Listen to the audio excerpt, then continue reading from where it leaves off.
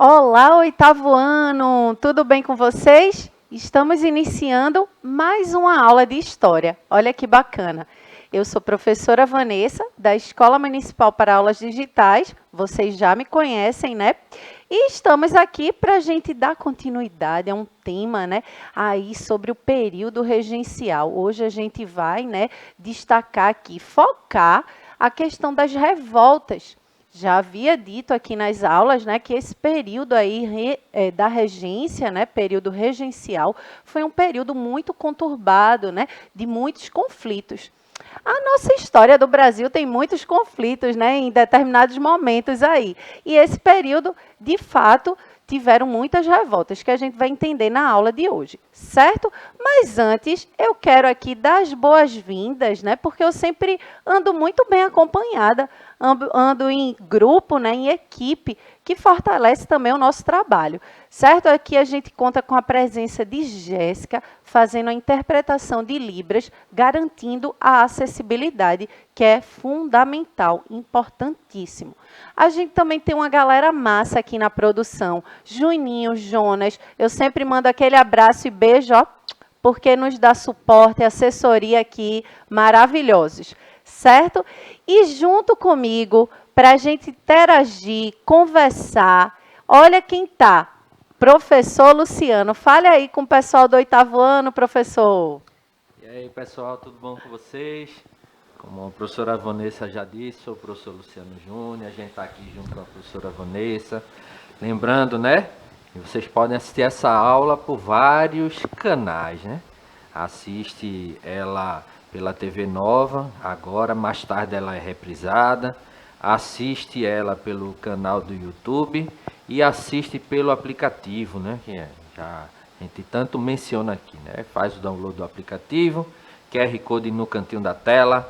Aí vocês fazem o download do aplicativo Educa Recife, instala e assiste as aulas melhor, com a sua internet financiada, sem consumir do seu pacote de dados. Então vamos lá para a aula, que eu estou doido para saber qual foi os boi de fogo, os burucutu que aconteceram aí durante esse período do Império, né? Já vi que vai falar de revolta aí, já vi que foi briga, foi BO. Foi Então BO, vamos ver viu? os BO, né? O que é que aconteceu aí, professor? Pois é, tá curioso, né, professor Luciano? Foram muitas revoltas mesmo, né? Por isso que o tema da nossa aula são revoltas regenciais.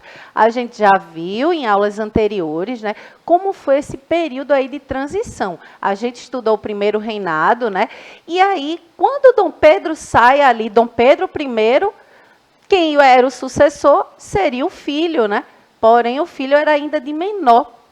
E aí, esse período aí, até ele completar a maioridade, o que é que ocorre? O período regencial, certo? E dentro desse período, houveram muitas insatisfações, né? E aí, consequentemente, essas revoltas que foram aí assoladas, né?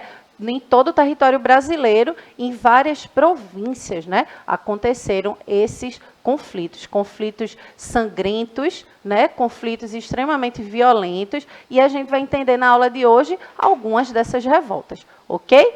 Então vamos embora. E aí, veja só, né, uma estudante aí perguntando, professora, vejam só em tela cheia,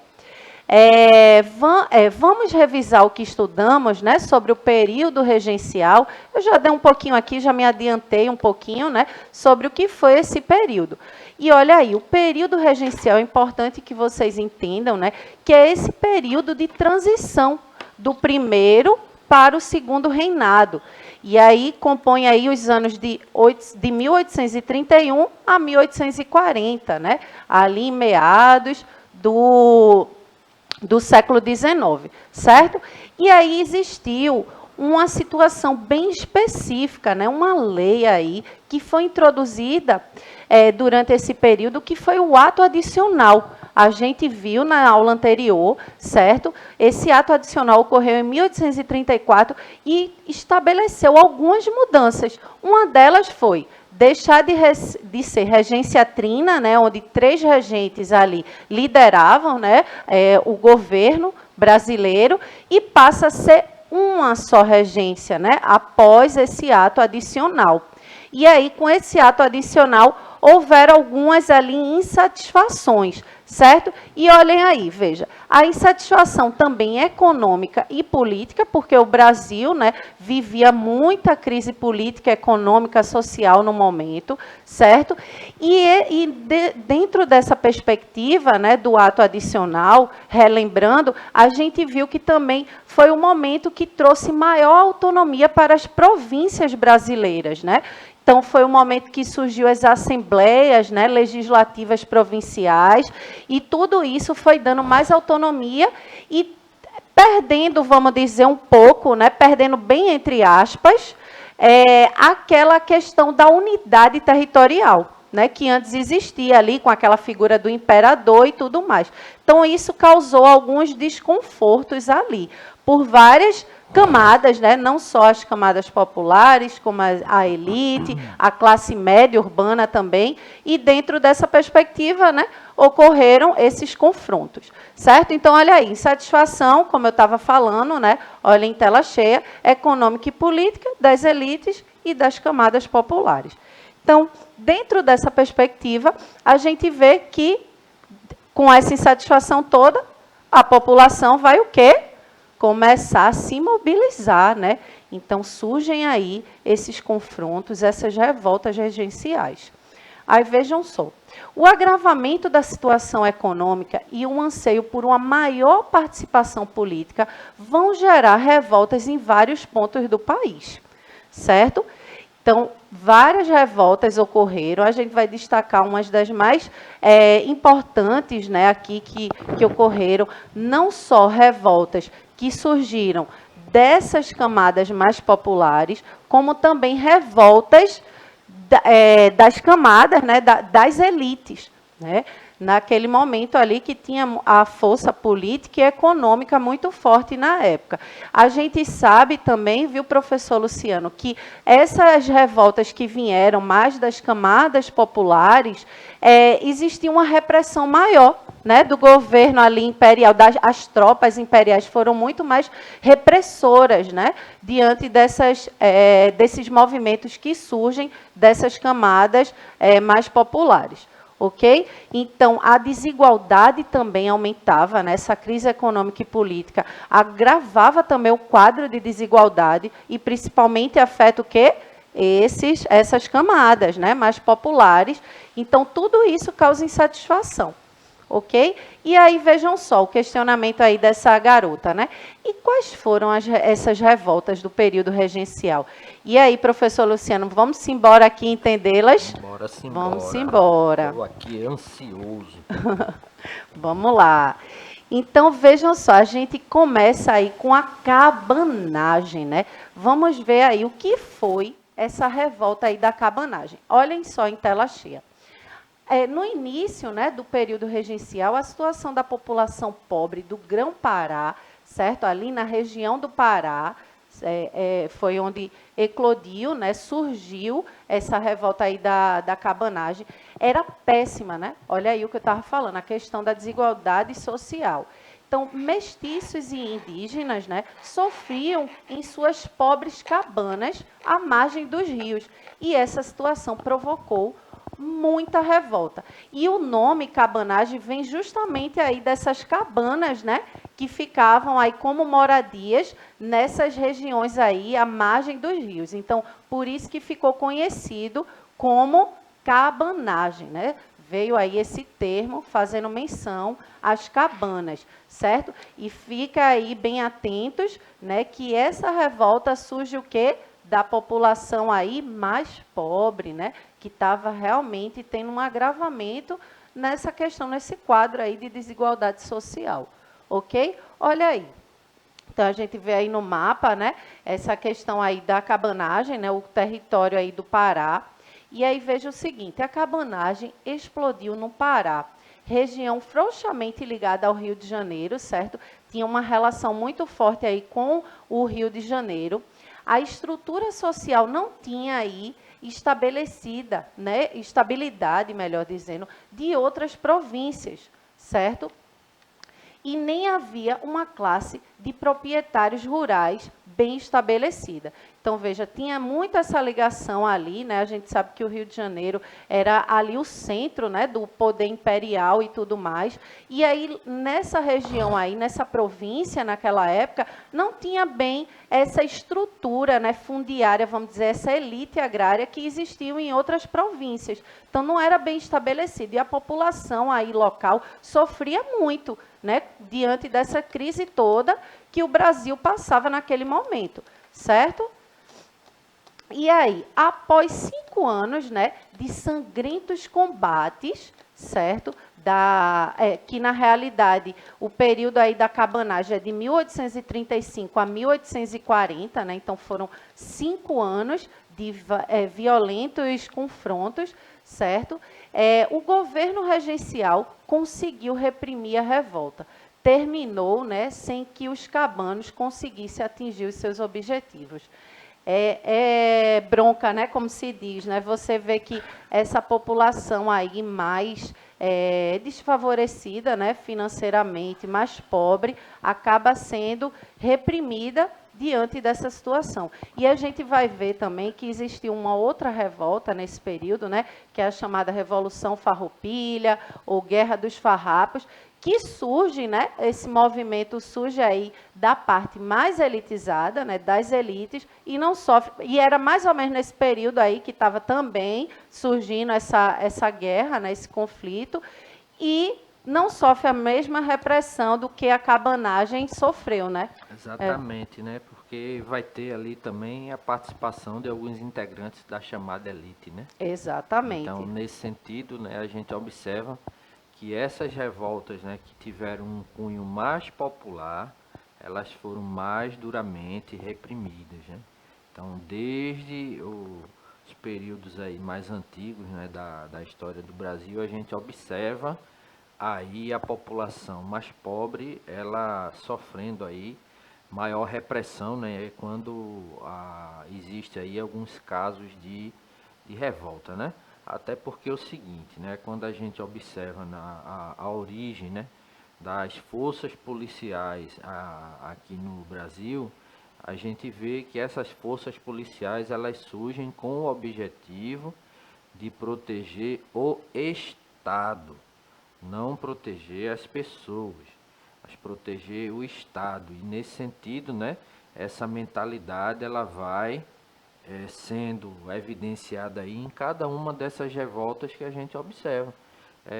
E até nos tempos mais atuais a gente observa também, né, a diferença de abordagem entre que acontece aí com os vários públicos, né? Com isso a gente está dizendo, né, que as forças policiais da atualidade elas não são importantes, elas devem ser combatidas, não, de forma nenhuma. O que a gente está mostrando aqui, ao longo da história, a gente tem um processo no qual as elites elas vão aí trabalhando para proteger os seus privilégios e, nesse sentido, trabalhando também para se utilizar, né, das forças, né, repressivas do Estado para manutenção dos seus privilégios. Isso é uma coisa que a gente tem que observar, bem observado. Exatamente, né? Então é justamente esse destaque vamos dizer assim, a gente focar nessa situação aí que no mesmo período existia, né, essa revolta que vinha aí mais dessa parte elitizada e não sofreu tanta repressão quanto essas que vieram, né, essas revoltas que vieram das camadas populares. E aí também, né, a gente vai entender agora sobre uma outra revolta, né, que ocorreu aí em uma outra província ali, né, em Salvador, ali na Bahia, né, na cidade de Salvador, mais especificamente, que é a Sabinada, certo? Aí vem um movimento, né, que surge aí das classes médias urbanas, certo? Que estavam insatisfeitas, certo? E olha aí, a Sabinada durou de 1837 a 1838. Foi uma revolta mais curta, né?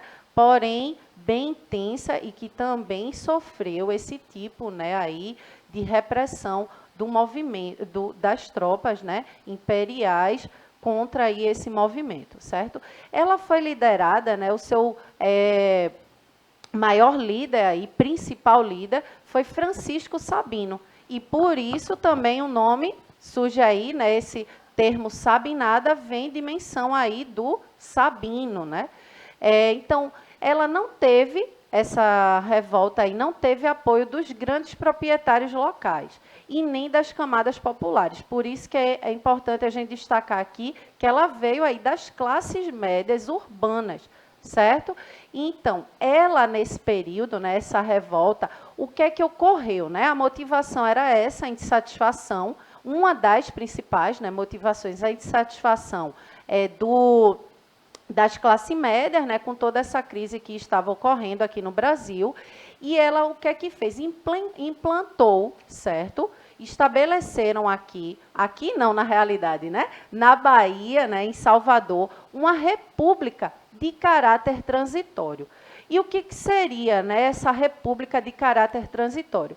Era que, quando Dom Pedro assumisse, né, chegasse ali à maioridade e assumisse o seu segundo reinado, né, ele conseguisse assumir o trono, aí essa província se reintegravam, né, elas voltavam a pertencer ao território brasileiro, certo? Então, eles fizeram, né, implantou aí, nesse período, uma república transitória, porque era justamente essa transição ali, desse período regencial, até chegar à maioridade, né, de Dom Pedro II, que chegou um pouquinho antes do tempo, né, com o golpe aí da maioridade, mas era a ideia que se tinha no momento. Então, por um período aí, ocorreu essa república, certo?, nessa província aí. E vejam só, eles estavam profundamente insatisfeitos com a nomeação de autoridades também para o governo da Bahia, certo? Realizada pelo governo regencial. A gente viu, né, que esse ato adicional deu autonomia, né, às províncias, criando, né, ali as assembleias legislativas das províncias, né, provinciais. Porém, a gente viu também que, mesmo tendo essa certa autonomia, liberdade à província, a nomeação saía lá do governo regencial, né? Do quem ia presidir, vamos dizer assim, do governante ali da província. Apesar de ter autonomia, mas tinha essa questão de ser nomeado presidente da província vindo, né, do governo aí regencial. Então, eles estavam insatisfeitos com a nomeação do camarada, né, que colocaram lá naquele período, e aí isso também causou mais insatisfação da população local, ok? Então, muita violência, olha aí como a gente estava falando, né, foi usada na repressão. Centenas de casas de revoltosos foram queimadas pelas forças militares do governo. Olha o que a gente estava falando. Então, mais um movimento, certo, que ocorreu no período regencial, que surge, né, não da classe popular, mas também não é da classe da elite, né, não é da elite, da classe média, mas que também sofreu fortes, né, violências aí dessas tropas imperiais, né, da força militar do governo, ok? E aí, mas ainda teve outra revolta na Bahia, viu, professor Luciano? Ainda teve outra revolta. E aí, essa daí a gente vai ver também que foi uma revolta que trouxe, né, que foi muito reprimida e que durou pouquinho, durou bem pouquinho mesmo, que foi a revolta dos malês. E aí, a revolta dos malês foi um movimento que ocorreu na cidade de Salvador também, no dia 25 de janeiro de 1835. De 1835, certo? Bom, a gente vai entender que os principais personagens dessa revolta foram negros islâmicos, certo? E aí a gente pode ver, né, nessa imagem que tem aí o abadá branco, né, na cabeça de um negro aí, escravizados, e amuletos, certo? Então, essa revolta aí foi justamente dessa população escravizada que fez um levante, certo? E esse levante, eles tinham qual era a motivação, né, de se mobilizar? Uma delas era contra a escravidão, que ainda existia, certo, no nosso país aqui, era uma das principais, e a outra de permanecer, né, com sua religiosidade islâmica. Porque aqui, né, havia essa força aí do governo regencial de forçar a conversão ao catolicismo.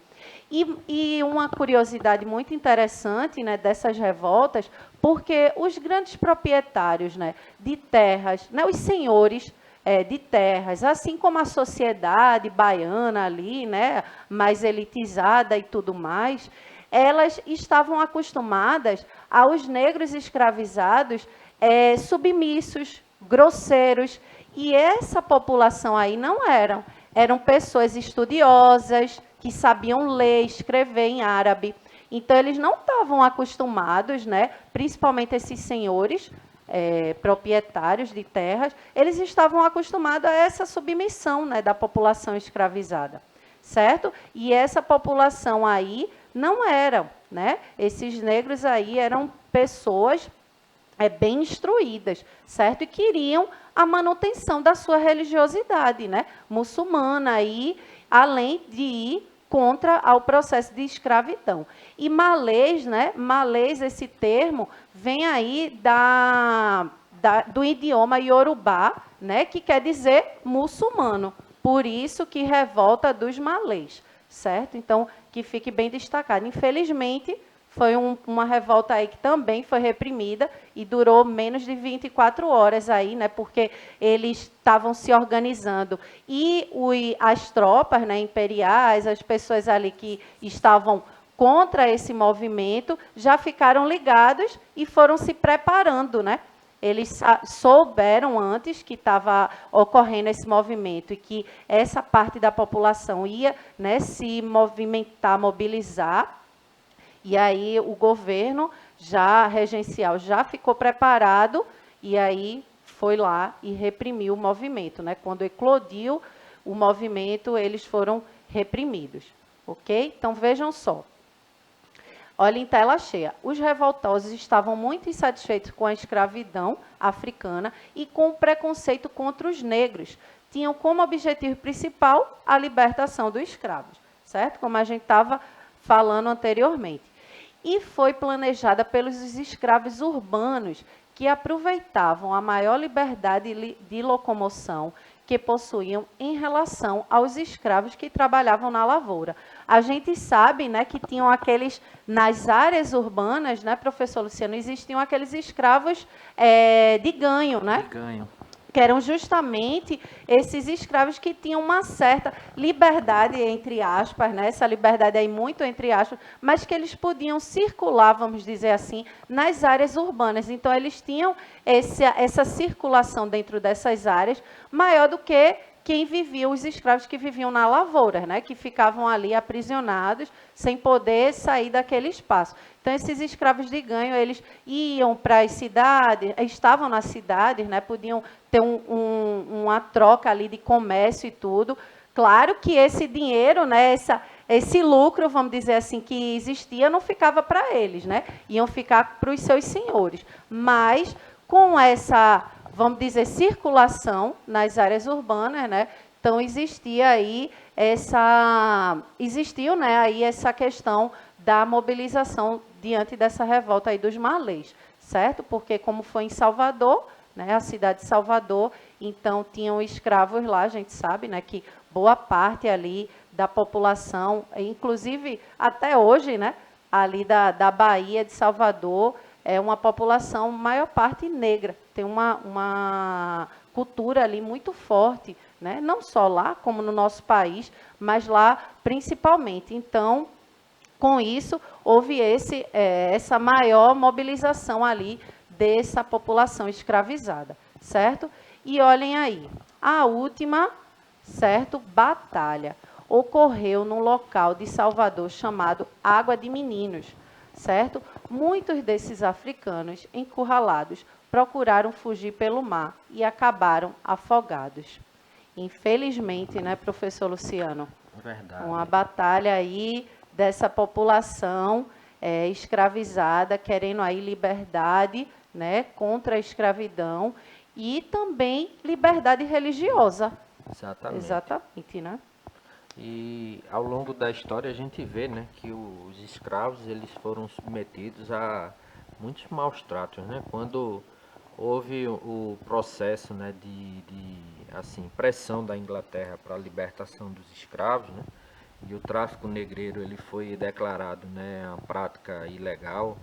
Acontecia que muitas vezes os navios, né, que continuavam trazendo os negros escravizados, quando eles se deparavam com algum barco, né, que eles pensassem que fosse alguma fiscalização, alguma coisa, era comum eles amarrarem, né, as pernas, né, dos escravos a pesos, né, e a correntes, né, com bolas, né, de ferro bem pesadas, e jogar aquele pessoal todo dentro do mar. E o pessoal morria afogado, né? Ou seja, isso se dá em parte porque o negro ele era encarado ali como uma mercadoria.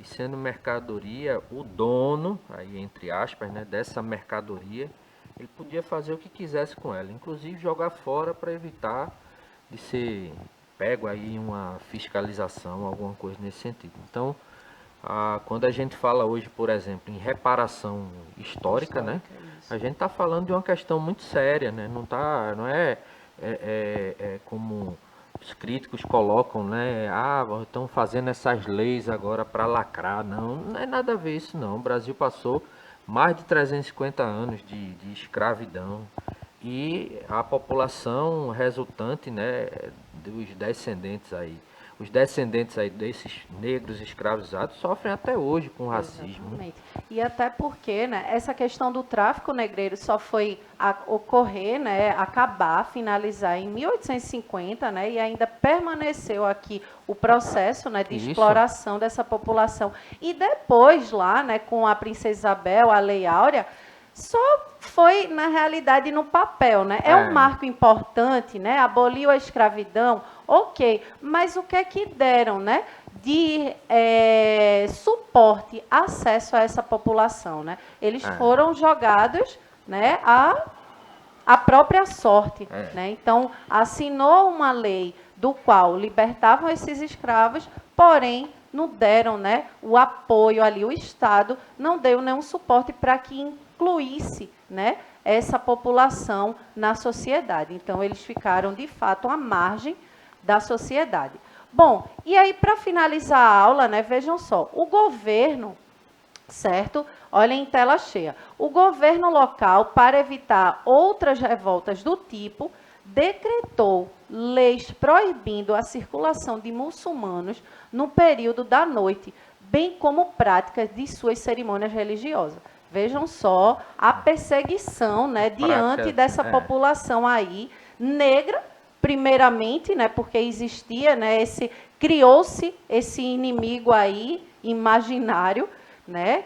E, além do mais, a questão da intolerância aí religiosa, né? De você, na tora, como se diz a história, né? Querer forçar que essa população se convertesse ao catolicismo, certo?